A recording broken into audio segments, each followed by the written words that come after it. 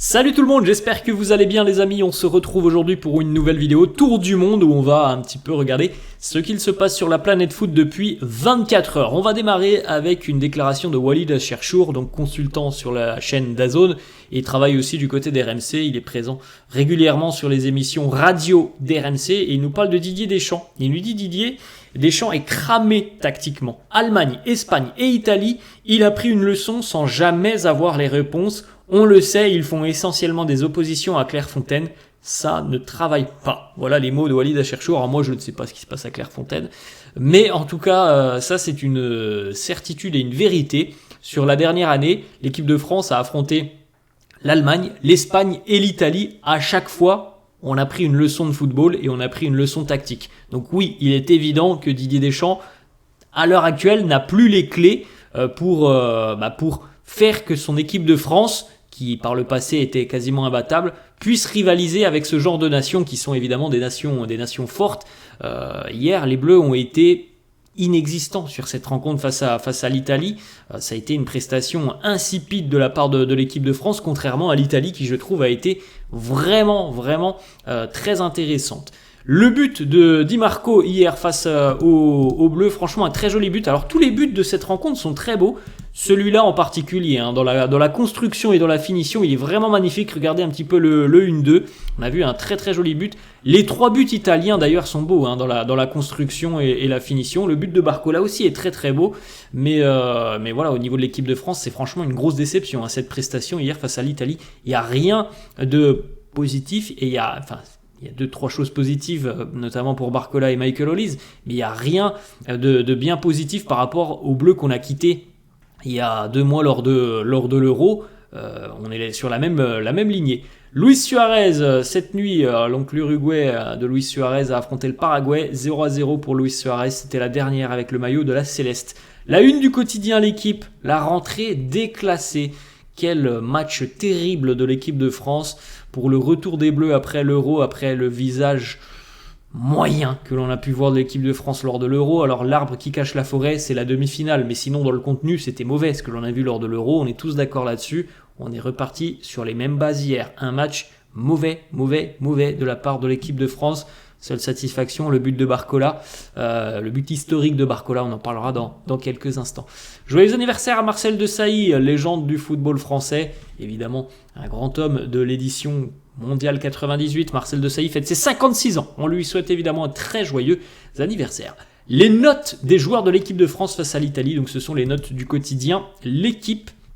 C'est pas compliqué, il y a 3 joueurs qui ont 4, Michael Olise et Maignan, qui ont 4 et 4. Barcola assiste. Sinon, les amis, tout le reste, c'est 2 ou 3. Voilà, pas compliqué. Et je trouve que c'est assez représentatif de la rencontre.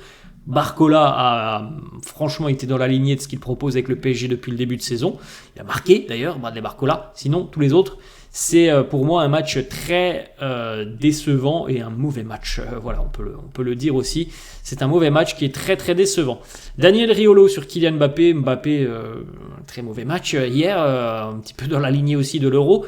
Daniel Riolo, donc sur RMC, qui nous dit « Puisque tu t'en fous de ce que pensent les gens, sache que les gens pensent que tu as été mauvais, mais comme tu t'en fous, ce n'est pas grave. » On l'a vu hier, les déclarations, je trouve très maladroites de Kylian Mbappé en conférence de presse qui a dit ce que pense, il a dit grosso modo, ce que les gens pensent de moi, de l'équipe, c'est le dernier, c'est le cadet de mes soucis. Le retour au parc, je ne m'attends à rien.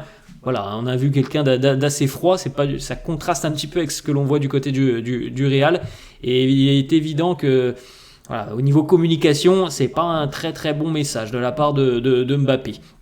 Bradley Barcola qui nous dit c'est au coach de décider, titulaire ou pas, je suis toujours prêt. On verra, je pense qu'en tout cas il a gagné des points hier. J'ai passé cette petite photo, mais on revient dessus. Arda Güler sorti sur blessure hier avec la Turquie face au Pays de Galles, touché au niveau du mollet. Arda Güler. Alors il y a déjà beaucoup de blessés du côté du Real. Pour ceux qui me suivent sur la chaîne Real, il y a 10 blessés à l'heure actuelle du côté du Real. Donc c'est visiblement un coup selon Vincenzo Montella, le sélectionneur turc. Donc on espère que c'est pas très grave pour Arda Güler. Gigi Donnarumma qui nous dit ce que j'ai dit à l'arbitre après le but du 1-0, d'attendre que je sois prêt car je n'avais pas encore mis mes gants. Alors moi c'est vrai que j'ai été surpris de voir Donnarumma aller voir l'arbitre, je comprenais pas. Je me suis dit là il y a aucune faute, tu peux pas aller discuter avec l'arbitre. Il y a rien à aller discuter, il y a but, c'est tout, c'est comme ça, il y a pas de faute, il y a pas de mauvais coup. Bon, et visiblement il n'avait pas encore mis ses gants. C'est vrai que le but de l'équipe de France hier il est arrivé au bout de 12 secondes, donc peut-être que Donnarumma n'était pas prêt, mais en général l'arbitre quand il siffle le début de la rencontre, il demande si les gardiens sont prêts et si les juges de touche sont prêts. Donc Donnarumma il peut pas nous sortir cette excuse, j'étais pas prêt avec mes gants. Bref, il nous dit tout de même on a fait un grand match, j'ai retrouvé une Italie unie ce soir. Franchement les amis, si on fait un comparatif, l'Italie à l'Euro, c'était un Euro vraiment décevant de la part des Italiens. Hier, j'ai trouvé une sélection italienne très rassurante dans son jeu, avec un vrai plan de jeu. L'équipe de France à l'Euro, c'est un Euro décevant, mais l'arbre qui cache la forêt à la demi-finale. En revanche, hier, moi, c'est un match très décevant de la part de l'équipe de France, avec aucun plan de jeu et des joueurs qui n'étaient pas au niveau. Didier Deschamps, après la rencontre, hier, il nous dit il faut être factuel, on a très bien débuté, mais on n'a pas eu la capacité de le maintenir tout le match, maintenir l'adversaire sous pression pendant 90 minutes. C'est compliqué, on n'en avait pas les moyens, on est resté ouvert sans pour autant avoir suffisamment d'énergie pour faire les efforts pour défendre en colère. Je leur ai toujours dit ce que je pensais, j'ai toujours été et je suis toujours le responsable par rapport à ce qu'il se passe. Je savais très bien que, de par la situation des uns et des autres, on est loin d'être à notre maximum. Je suis pas sûr que le physique, parce qu'il dit grosso modo que physiquement il y a certainement des manques, mais je suis pas sûr que le physique puisse expliquer une telle déroute.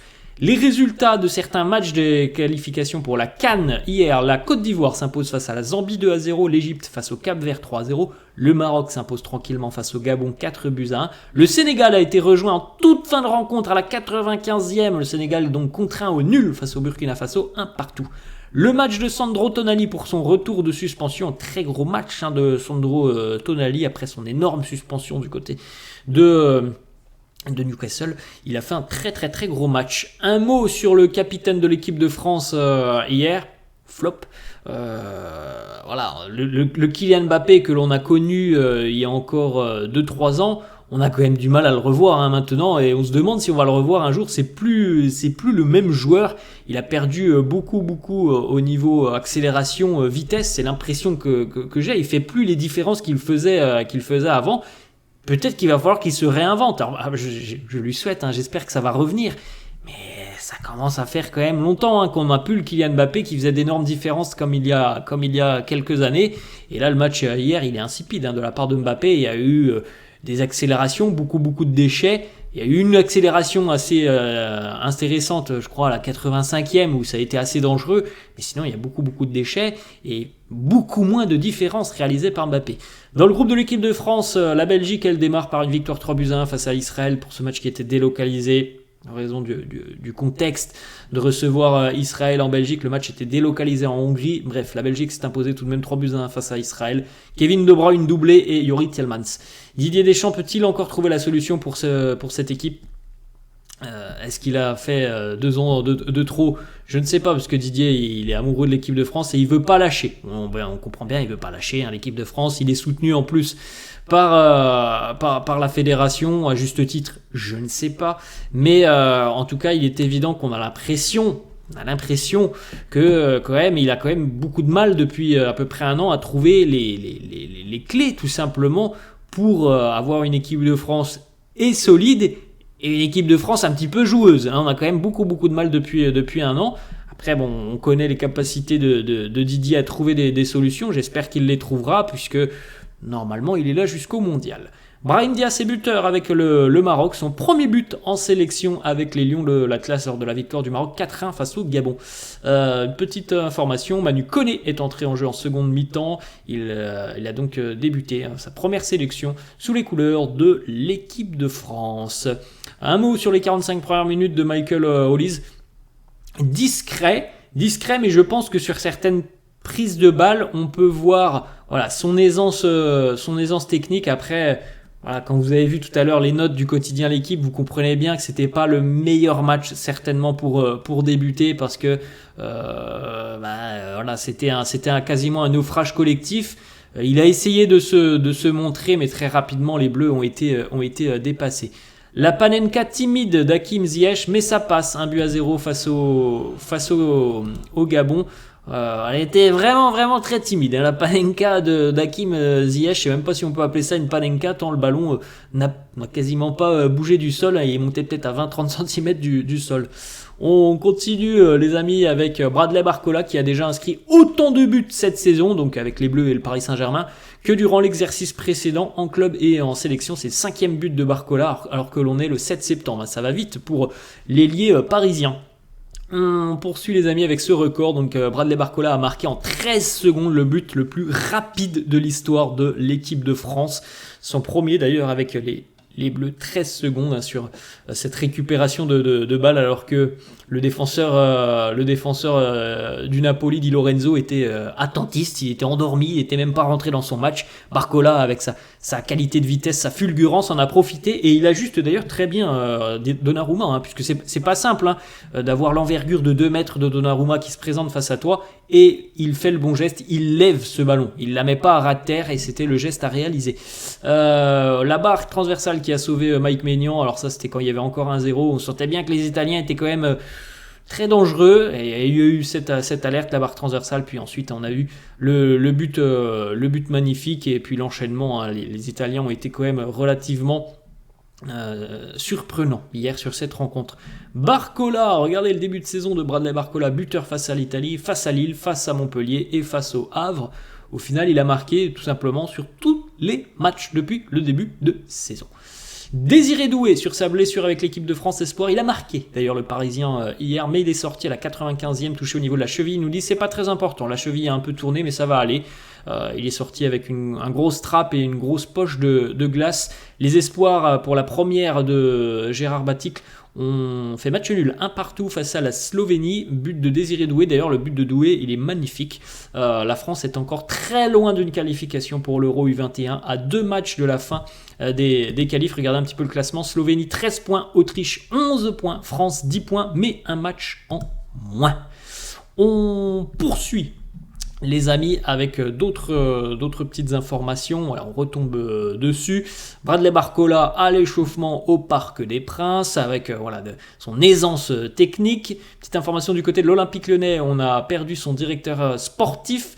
David Friot est suspendu de ses fonctions par le club lyonnais. Il paye ses mauvaises relations avec John Textor et la gestion ratée du mercato dans le sens des départs. André Gomes, on en a parlé hier, fait son retour librement à Lille pour 2 saison. Voilà donc les amis, si vous ne l'avez pas vu, mais je pense que vous avez tous vu évidemment la compo de Didier Deschamps hier pour affronter l'Italie. On retrouvait donc 4 joueurs à vocation offensive. À mon avis, on va pas tarder à retrouver le milieu béton de l'équipe de France, parce que là 4 joueurs à vocation offensive c'est quand même très rare chez Didier Deschamps et le résultat ne va pas rassurer Didier lorsqu'il utilise 4 joueurs à vocation offensive. Donc on va pas tarder je pense de retrouver une équipe un peu plus défensive. On regarde les amis le but égalisateur de Désiré Doué hier face à la Slovénie. Franchement c'est un bijou, il s'est amusé dans la surface de réparation. Désiré Doué, regardez un petit peu l'enchaînement surface de réparation et la frappe lourde, ça c'est du joli but de la part de Désiré Doué. On poursuit les amis donc avec le quatuor. Alors normalement Griezmann devait être remplaçant parce que Kolo Muani devait démarrer, mais Kolo Muani a été souffrant je crois juste avant la rencontre, malade il me semble-t-il, donc il a déclaré forfait. Michael Olise titulaire pour sa première avec l'équipe de France.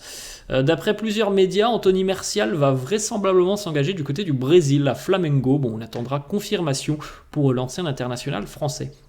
Loïc Badet, lui aussi forfait pour les 2 prochains matchs de l'équipe de France pour sa première sélection. Pépin musculaire pour le défenseur du FC Séville. La paire Konaté-Saliba qui démarrera la rencontre face à l'Italie. Bon, on a vu la compo tout à l'heure.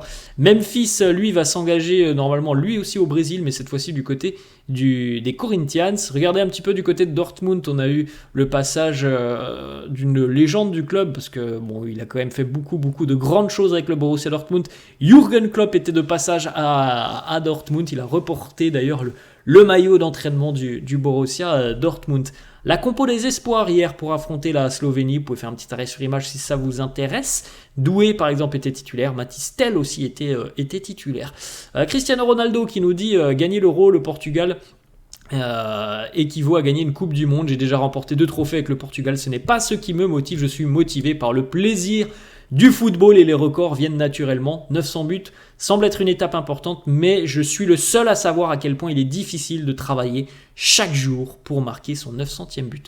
Voilà les amis, la fin de cette vidéo, j'espère que ça vous a plu. N'hésitez pas comme d'habitude à lâcher un petit pouce bleu, n'hésitez pas non plus à vous abonner à la chaîne. Merci à tous ceux qui le feront. Je vous souhaite une bonne journée, je vous dis à la prochaine. Ciao.